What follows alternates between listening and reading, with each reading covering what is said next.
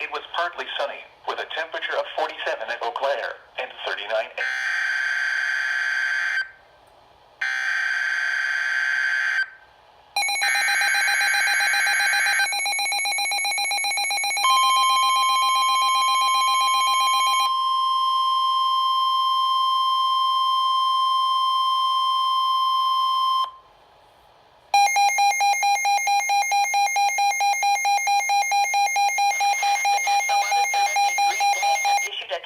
Tornado warning for all of Wisconsin until 7 o'clock p.m.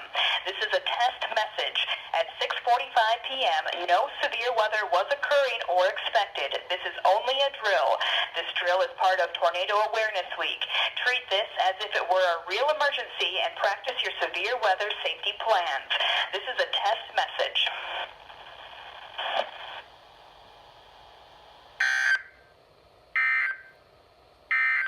And now the forecast for your local area. Winter storm watch in effect from Friday evening through Sunday.